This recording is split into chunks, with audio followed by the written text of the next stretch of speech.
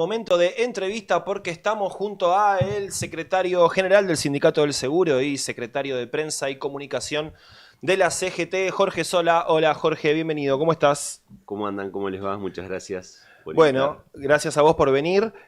Lo primero, lo más importante, ¿cómo te estás preparando para correr los 21K del domingo? Nunca pensé que ibas a arrancar con eso. Lo central de esta nota. Estoy un poco engripado, mirá cómo estoy como el Coco Basile, ya complicado.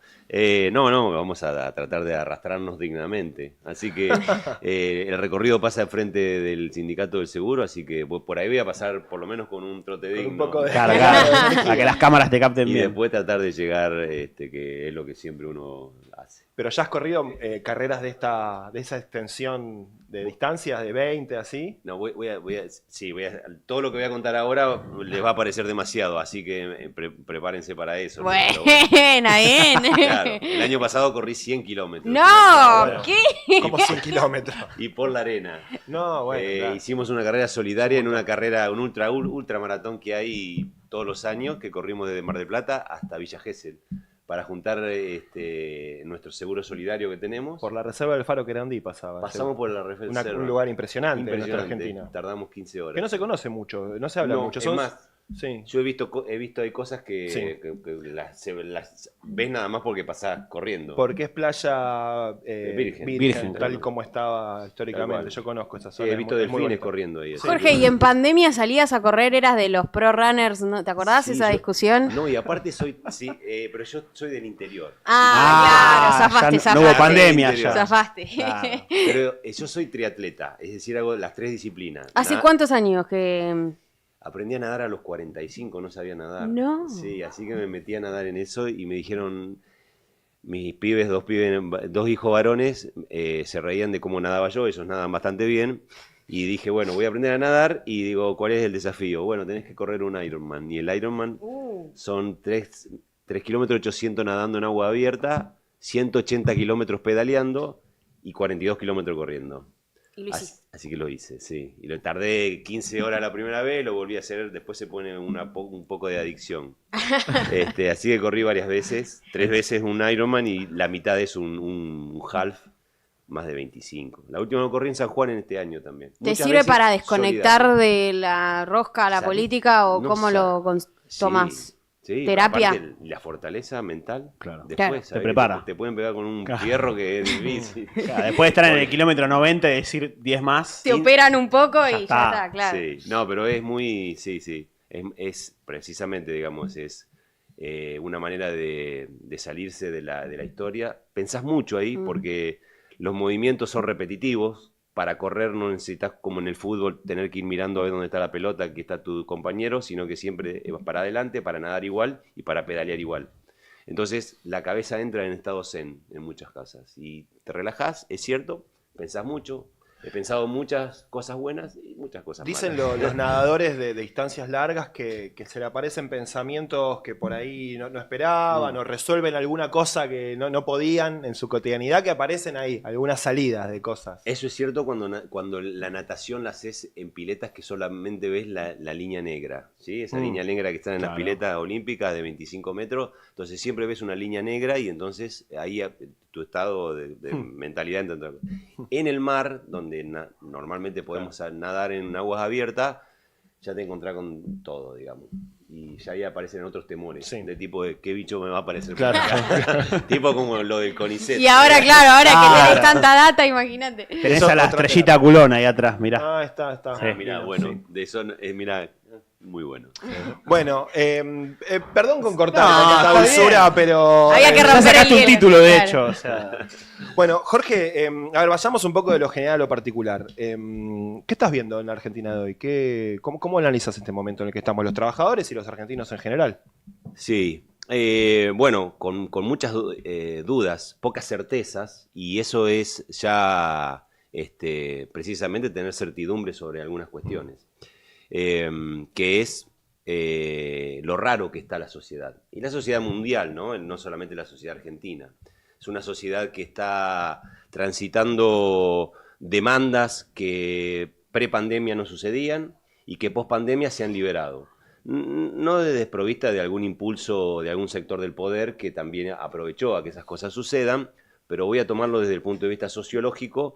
Es un momento en el que creo que quienes tenemos la responsabilidad de llevar adelante representaciones colectivas, tienen que ser un poco de escucha activa.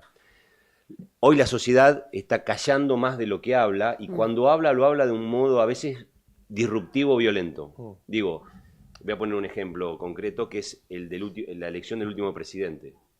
La sociedad callaba, nadie lo veía venir, y de golpe eligió.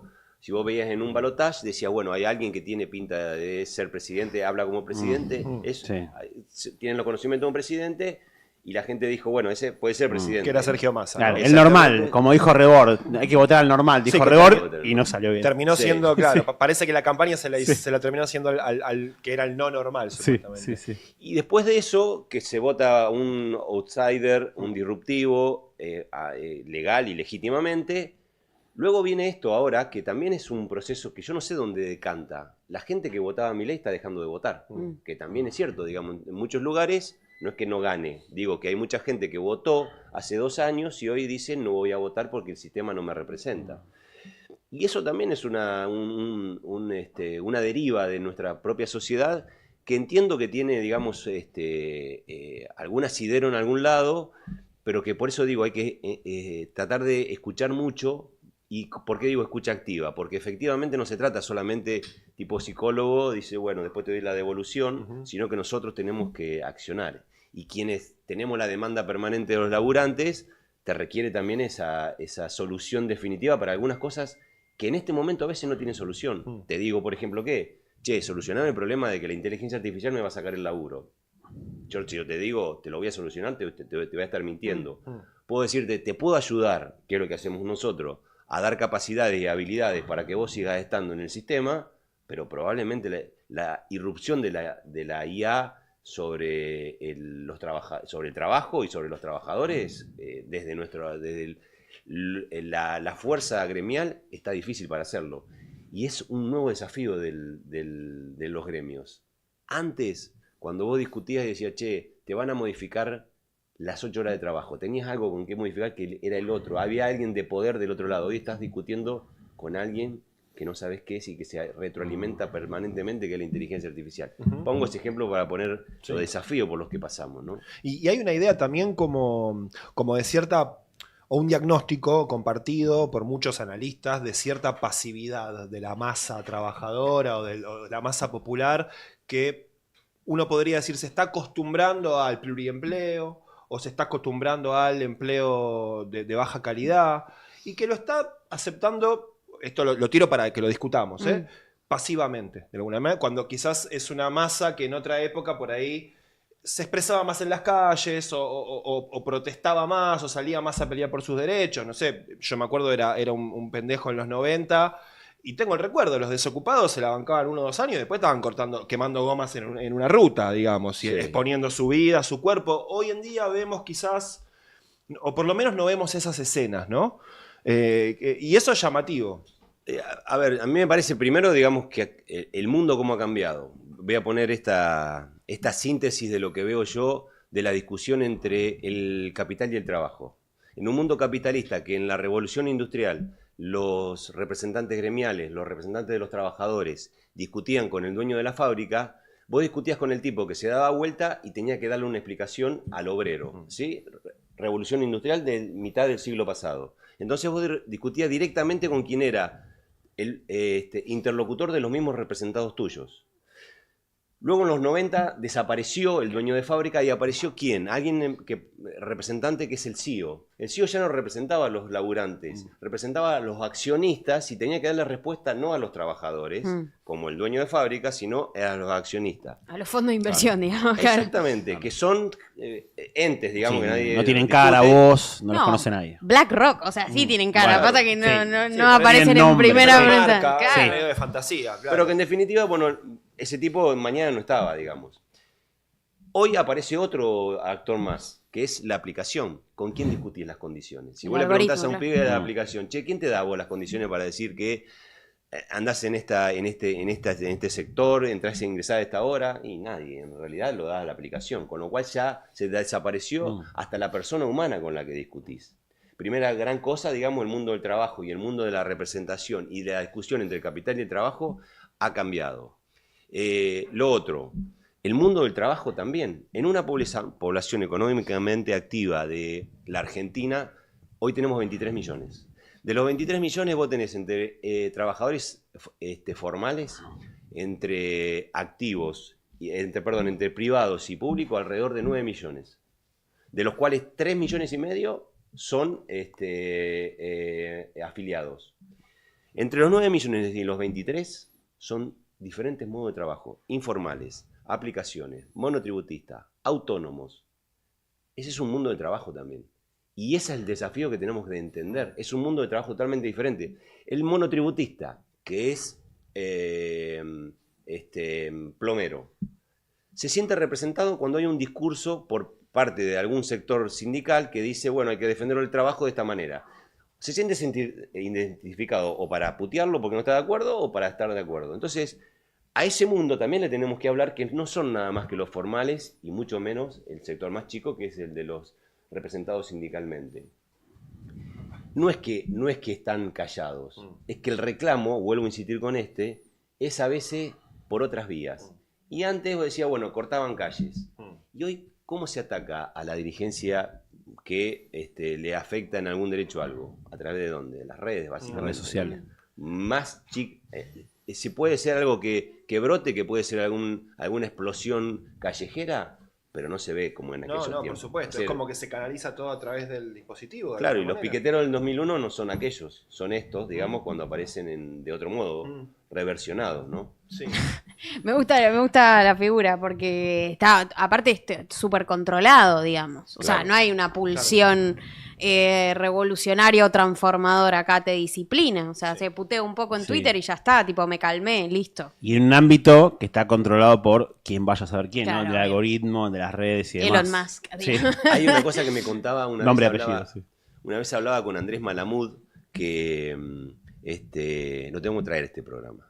Acá tiene que venir. Vamos a hacer la posibilidad de invitarlo. Andrés es un tipo muy, muy lúcido, muy fino sobre esto. Y yo decía, bueno, pero ¿cuándo explota el despelote en la Argentina, en algún lugar? Social, claro. Y él me da una explicación que tiene un sentido. Me dice, mira, hoy la gente cuando se enoja y se mete en la casa. Y se mete en la casa y explota a través de las redes. Y esa explosión es individual. Después vos la podés ver que tiene muchos likes, o muchos seguidores, o muchos haters y qué sé yo qué más, pero está solo en la casa. ¿Dónde aparece la explosión? En la cosa donde se acumula mayor cantidad de gente. Y me citaba 2 o 3 ejemplos. Uno, el Caracazo, y otro, el movimiento estudiantil en Chile, que termina con una gran crisis de gobierno.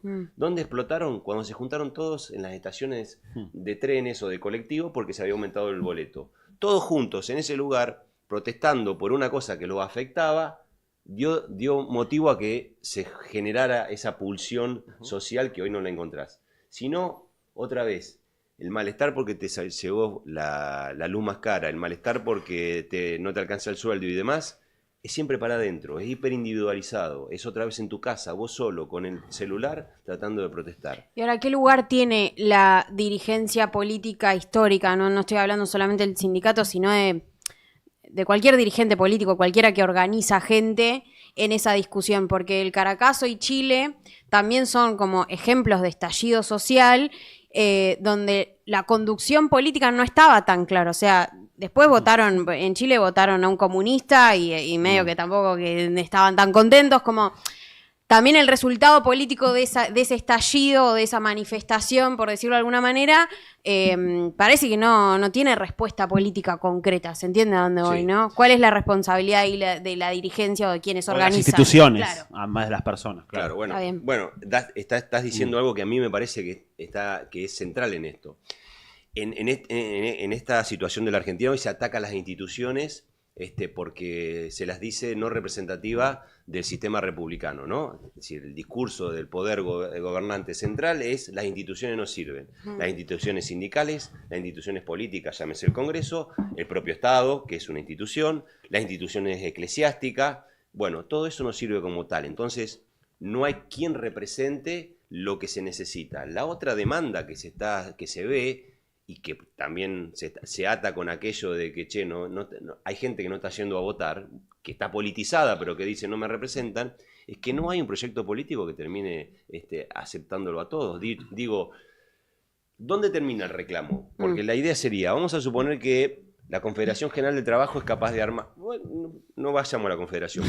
Sí, pero pongamos uno de esos que acompañamos muchas representaciones de reclamos en la calle, como fueron los estudiantes, por ejemplo. Sí. ¿Y dónde termina esa gran cantidad de masa de gente que no se siente representada en lo político por nadie todavía? Y fue presupuesto para Jacobiti, así que... Bueno, ahí terminó. Termina quizás en las soluciones parciales de algo, pero no en algo que termine en un proyecto de país diferente, que es al que vos te estabas refiriendo respecto de ese. Votó un gobierno, pero que no definitivamente termina cambiando mucho más las cosas. Y yo creo que ahí sí hay que fortalecer la política como herramienta. Y eso es lo que hoy se trata de denostar desde cualquier lugar. Denostando por quien llevan adelante la política. Es como de denostar la idea del sindicalismo porque no les gusta como Jorge Sola lo expresa. Y en realidad lo que hay que rescatar es primero la idea, y para eso hay que trabajar un momento de entender a la sociedad. Vuelvo a insistir con la pregunta que hiciste. Con enorme esfuerzo de todos. Y tenemos que tener la lucidez suficiente de no creer que los que vamos a interpretar la sociedad somos los que tenemos la representación. Yo siempre cito este ejemplo. Si alguna vez un presidente tan lúcido, que pensaba tanto para adelante, que creó un movimiento, que fue Juan Domingo Perón, fue capaz de hacer un congreso de filosofía en Mendoza para que lo ayudaran a pensar un país diferente, efectivamente nosotros también tenemos que estar en condiciones de que todo el mundo nos ayude, aún los que piensan diferente. Es más, incluso con los que piensan diferente, claro, porque son los que nos hacen revisar si nuestras ideas están bien o hay que reversionarlas, ¿no? Te quiero llevar un poco a temas de la agenda del mundo del trabajo. Es ineludible cada vez que nos sentamos a conversar con algún dirigente sindical, preguntarle por las formas de trabajo no registrado, vos lo introdujiste un poquito recién, el trabajo en aplicaciones, los nuevos tipos de trabajo que no son el trabajo clásico del siglo XX registrado, sobre el cual se fundó y creció la CGT y todas las organizaciones de los trabajadores. Hoy en día casi que hay la misma cantidad de trabajadores informales que registrados en la Argentina. ¿Cuál es tu mirada de ese tema? Porque a veces aparece esa contradicción de si hay que integración o combatir el trabajo, digamos...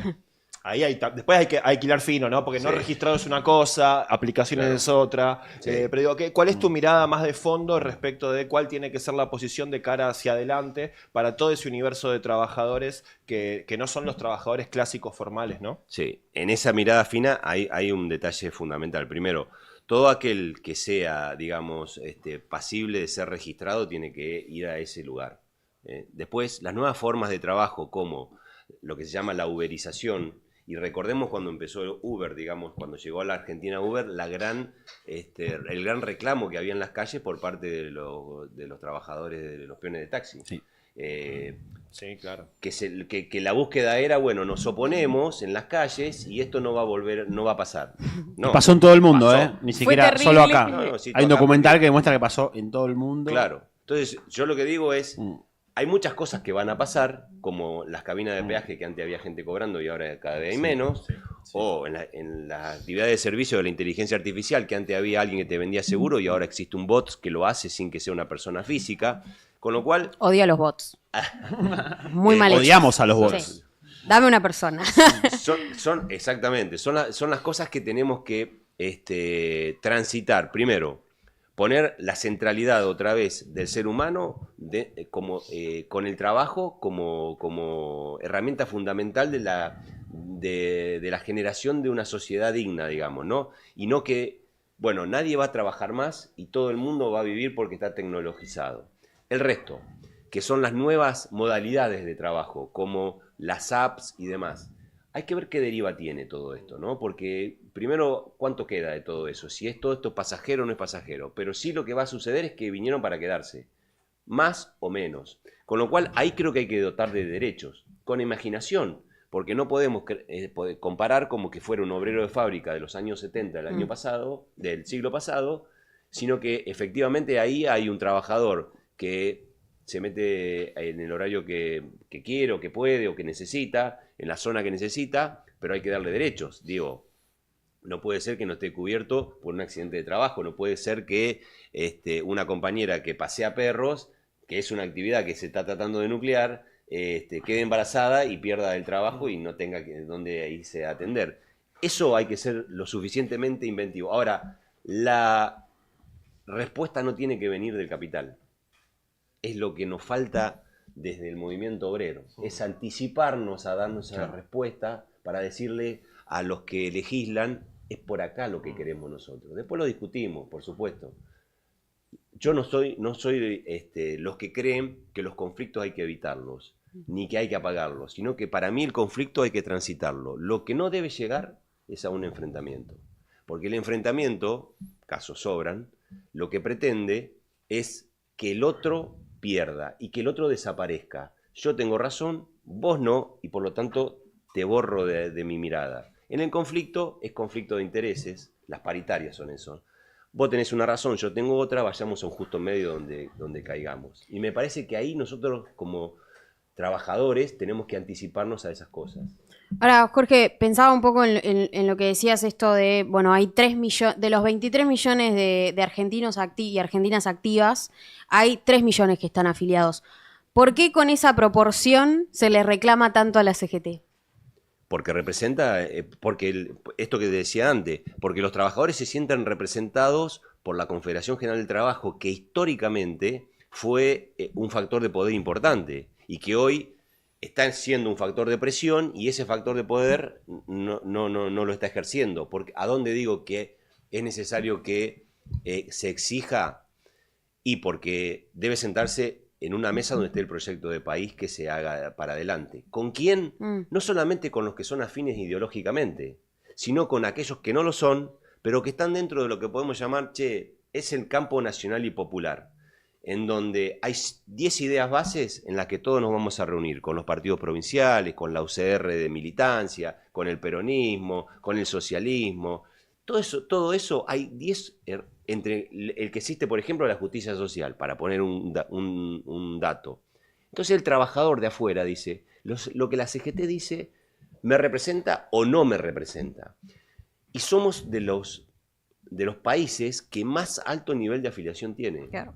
Y eso tiene que ver con el proceso histórico que la CGT tuvo desde mediados del siglo pasado hasta acá. Muy atado, por supuesto, al peronismo. Claro, hoy ves que la CGT está un poco, digo, quizás simbólicamente, ¿no? Pero reemplazando ese lugar que ha tenido históricamente el peronismo, porque hoy se ve, bueno, le tocamos la puerta a la CGT o a la CGT que haga paro, que movilice, que resuelva básicamente todos los problemas en la Argentina, y el peronismo, bueno, a duras penas pudiendo armar una lista de unidad. Como que eso que siempre estuvo unido, CGT, Movimiento Obrero, en peronismo, hoy parece que está yendo por lugares completamente distintos. ¿Hay lugar para volverse a encontrar? Sí, convencidísimo de que es así, pero hay que hacer tareas. Y para esas tareas son inevitables hacerlas. La primera, la CGT hizo una tarea importantísima que es mantener la unidad durante estos últimos 8 años. Desde vertientes diferentes que veníamos, hicimos una tarea de maduración y de madurez por parte de los dirigentes de mantener esa unidad hasta el día de hoy. Y la hemos transitado, inclusive con muchos esfuerzos, mirando los matices. En cada uno de los gremios y en cada uno del movimiento obrero lo que existe es mucha mística de ideología afín peronista. Eso seguro. Pero no nos es ajeno también que muchos de los reclamos que hacen los radicales para nosotros son también tan importantes como los que reclamamos desde las 20 verdades justicialistas. Para que la CGT ayude a que el peronismo recupere esa posibilidad, primero tiene que esa unidad transformarse en potencia. Un cambio discursivo hacia la sociedad que nos interpela y un cambio actitudinal. ¿Qué quiero decir con esto? Que somos capaces de crear todo lo que hacemos en los gremios y reflejarlo adentro de la CGT, los centros de capacitación, los observatorios del nuevo mundo del trabajo, los observatorios de la inteligencia artificial. Una vez que tenemos ese espacio de poder, sentarnos entonces con aquellos que yo creo que es mucho más amplio que el peronismo, sentarnos con todos esos sectores políticos y decirle, queremos que si el presidente es Javier Milei, Nicolás del Caño o Axel Kicillof, estas 10 cosas tienen que suceder. Pero no solamente con ellos también, sino con el capital inversor. Yo quiero volver a discutir con el tipo que invierte en la Argentina porque tiene la fábrica de ladrillo, de cerámico o la pyme. Con esos me siento atraídos. Digo, si nos damos cuenta, en los últimos 2 años cerraron cerca de 15.000 pymes, de las cuales 200.000 trabajadores formales dejaron de estar. Bueno, esos son socios de lo que queremos, socios de un país con producción, desarrollo y trabajo. ¿Cómo caracterizás el rol de la CGT desde que asumió el gobierno que tenemos actualmente? Va ya para 2 años de Javier Milei en la presidencia. Porque, bueno, hubo muchas críticas. Críticas de algunos de siempre y no tanto, digo, se suele escuchar en redes o en algunos lugares, bueno, a la CGT le faltó ser más firme en el enfrentamiento frente al gobierno. Bueno, ¿cómo lo ves vos? Esas críticas, esa mirada, estando desde adentro, ¿no? Siendo parte del Consejo Directivo. Sí, las miradas críticas, digamos, siempre existen y en mi modo de ver, yo siempre las recibo con atención, digamos, ¿no? Porque, bueno, ahí hay una mirada que quiero prestarle atención.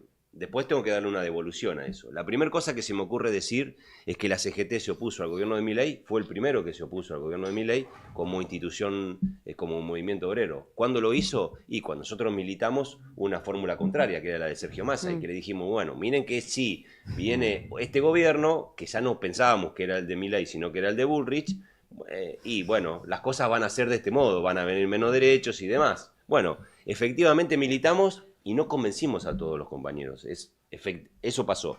Luego transitamos estrategias que tienen que ver no solamente con la puesta en vigencia del reclamo, que es la génesis de la CGT, del movimiento obrero en la calle. Eso solo no basta para un gobierno que está empoderado de haber sido votado por más del 50% legal y legítimamente.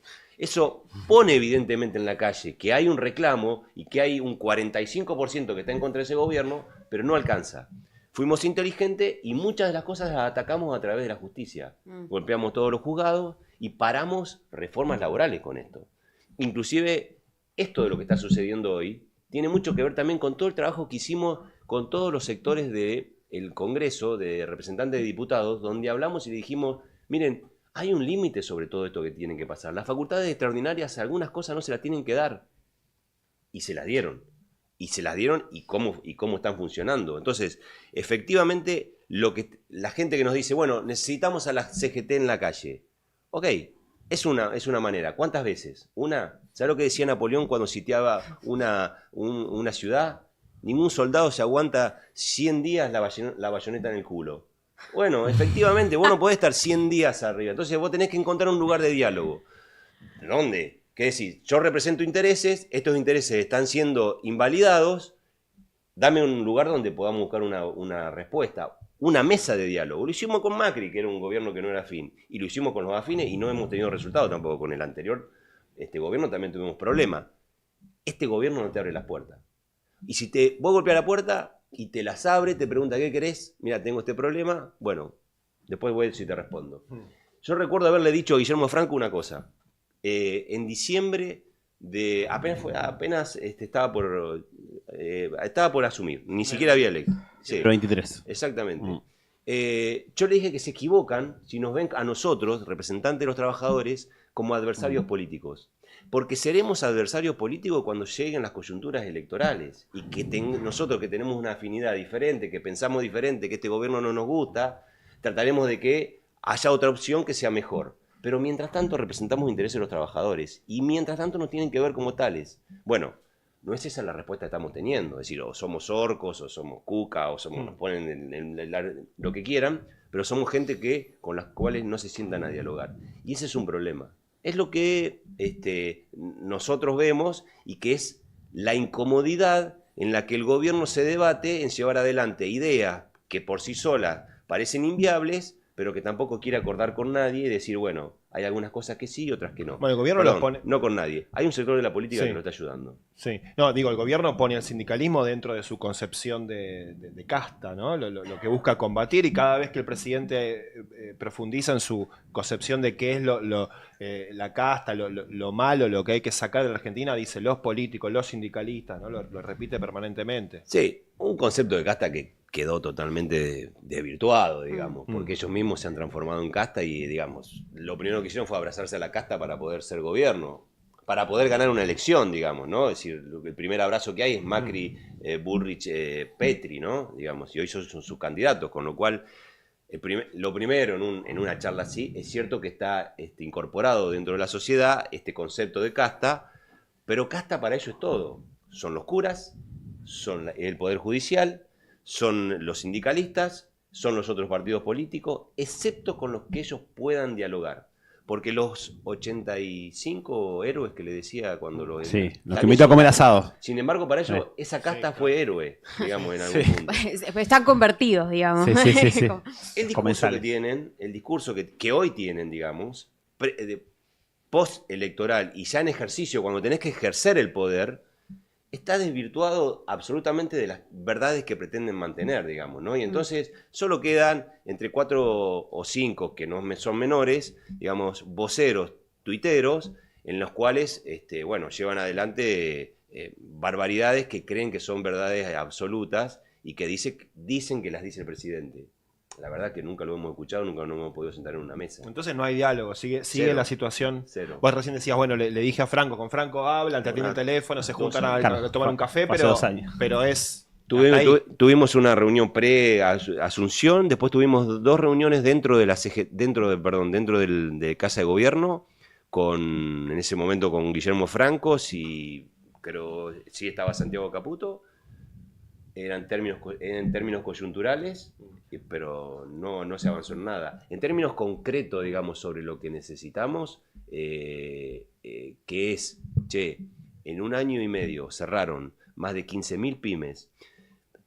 El 95% de los laburantes trabajaban en empresas de menos de 500 trabajadores, con los cuales esas empresas desaparecieron los empresarios, desaparecieron los laburantes formales, fueron o a la informalidad o al desempleo.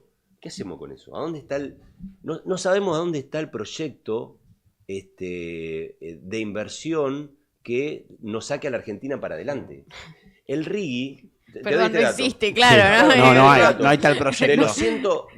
Nosotros tenemos una data muy clara respecto de los empleos formales que se destruyen porque las ART están en nuestro gremio. Claro. Esos 200.000 laburantes, si el RIGI funcionara con total normalidad, que parece ser la joya de la abuela que la están poniendo, genera 20.000 puestos de trabajo directo, de los cuales 20.000 son para la infraestructura, es decir, que duran 2 años, 3 años, y después la energía, que es lo que genera plata, funciona de otra manera, circula por los caños. Tendrán técnicos y demás, y aparte, en muchos casos, después del armado de la infraestructura, es mano de obra especializada, con lo cual necesitas capacitación.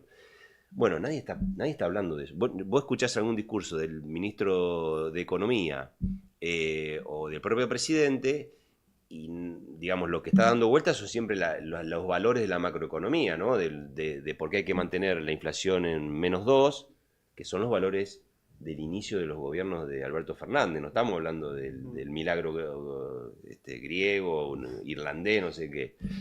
Y entonces digo, ¿hacia dónde vamos? Es lo que nos sentamos también con la UIA y le preguntamos, bueno, ¿y a ustedes qué les dicen? No nos responden. Bárbaro. Estamos entrando en un escenario recesivo, digamos, ¿no? Las palancas abajo, digo, ¿estamos viendo algo así? Porque cuando hablan los voceros del gobierno te muestran gráficos del INDEC que te dicen que la actividad crece, que el empleo crece, que el salario le gana... Están apostando, mi mirada, están apostando todo a una elección en la que tengan una muy buena elección y que eso le acomode el riesgo país, no es un tema menor, y que le acomode, digamos, el que le baje la presión sobre el dólar. Si eso no sucede, entramos en una etapa recesiva. Digo, no voy a comparar este gobierno con el de Macri porque las circunstancias son diferentes en todos los gobiernos, pero Macri ganó y a los 6 meses tuvimos problemas. Hablamos un poquito de la CGT. Bueno, ya hasta ahora hablamos un montón de Sí, hablamos. No, yo quiero llevarlo un poco al pasado para traerlo al presente. Sobre tipos de liderazgo, quiero mencionar. Incluso te voy a hacer elegir tu favorito. Ubaldini, Rucci, inclusive el Hugo, ¿no? Y después un tipo de conducción que se vino más acá este tiempo de triunvirato y demás. ¿Hacia dónde pensás que hay que ir? Tipo de liderazgo, ¿no? No estamos hablando de nombres, personas, sino qué tipo de liderazgo. ¿Para dónde tiene que ir la CGT? Bueno, no, primero no hay que buscar un líder. Los líderes no los construyen las elecciones de las personas, sino que los construyen las circunstancias históricas en las que los líderes se desarrollan. Rucci no era un líder cuando arrancó, ni lo era Saúl. Los hicieron sus propias decisiones en circunstancias históricas que los rodeaban, y Hugo también. Después hubo un montón de conductores en la CGT. Puedo nombrar varios, no los voy a hacer, pero fueron conductores de la CGT. Con lo cual, lo que hay que ir en la búsqueda ahora es de una conducción y de una coordinación de la conducción de la CGT. La CGT ha dado muestras de enorme madurez cuando decía recién que ha logrado primero crear la unidad, ¿no? Es decir, aquellas 3 vertientes que venían, la celeste y blanca de Luis Barrio Nuevo, el moyanismo de donde provenía yo, lo que se llamaba la CGT de Antonio Caló, conformamos una y hoy estamos discutiendo los mismos temas, los mismos objetivos. La unidad se ha logrado. Ahora yo creo que tenemos que volver a la naturalidad de la conducción unificada, de un secretario general único que esté empoderado no solo con la historia de todos los de los dirigentes que están, sino con la sapiencia que hay en la estructura gremial, con un cambio discursivo y de entonación respecto de tener el mismo tono social que la sociedad nos está reclamando, y aparte de ese cambio discursivo, un cambio actitudinal, que quiere decir que esa unidad se tiene que transformar en potencia, pero no potencia en el sentido de esa potestad de ser, digamos, esa cosa que la CGT puede hacer porque tiene recursos técnicos, económicos, territoriales, militantes y federales. Entonces, todo eso puesto, creo que en noviembre tenemos una gran oportunidad de llevarlo adelante. Hay una gran cantidad de dirigentes, mujeres y varones, que dejándolo fluir, que funcione, me parece que pueden adaptarse notablemente a las necesidades que tiene esta Argentina. Y vuelvo a dar un discurso a la sociedad, que la CGT se empodere aún más de lo que es a través de esta unidad. Es decir, que agarre potencia. Jorge, tu nombre suena en todas las crónicas, en todos los análisis del tema sindical. ¿Estás para ser secretario general de la CGT? Si te lo proponen, si todos están de acuerdo con eso. Yo tengo la convicción de que el lugar que me toque ocupar, lo voy a ocupar porque estoy convencido de que es así. O sea, la fortaleza de la convicción la tengo, no lo elijo yo. Lo eligen un montón de gente. Creo que sí hay que volver a un sindicato, a un secretario general único, y esa convicción que tengo es la de un proyecto para llevar adelante, que efectivamente lo puede llevar adelante cualquier otro y que yo voy a ayudar desde el lugar que me toque, siendo secretario de prensa o el lugar de relevancia que me den. Si no es así, la unidad de la CGT tiene que seguir por sobre todas las cosas y buscar que se potencie otra vez ese discurso importante que tiene el movimiento obrero argentino. Jorge Sola, secretario general del Sindicato del Seguro, secretario de Prensa y Comunicación de la CGT, gracias por haber venido a Azopardo. Además, tenés mucho que ver también con esta idea, con este proyecto. Gracias, un placer conversar con vos. Bueno, a ustedes, muchas gracias por invitar. Bien, ahí pasaba Jorge Sola. Nos quedamos sin tiempo para el chat CGT. No, que pero siempre... con una esta vez más. nota ya está. Una vez con más, esta nota claro. yo estoy. Pobre chat CGT siempre lo mandan ahí al banco de suplentes. Pero está bien, tiene que aprender de los dirigentes, por supuesto. Tiene que comer banco. Es una Sí, inteligencia sí. artificial. Está esperando. No Está se puede esperando. competir. No se Bien, puede competir. che, recordemos los canales a través de los cuales nos pueden ver. Azopardo, solo Azopardo es el canal. Siempre Azopardo en YouTube y Sí, arroba Azopardo Stream en En Instagram. Y que nos pongan el dedito para arriba en YouTube y nos escriban en los comentarios también. Dejen Comenten. mensajes también. Sí. Acuérdense que estamos buscando emprendedores que quieran venir Es al cierto. canal, así que nos pueden escribir si tienen algún emprendimiento para charlar un poco la situación económica que estamos viviendo y bueno, promover emprendimientos de compañeros trabajadores que tienen que llegar a fin de mes, por supuesto. Así Así es. es. Gracias, Leila. Gracias, Mati. No, gracias a Nos ustedes. encontramos la semana que viene. Así es. Yo soy Juan Gentile. Esto fue otro programa de Azopardo Stream. Chau, chau.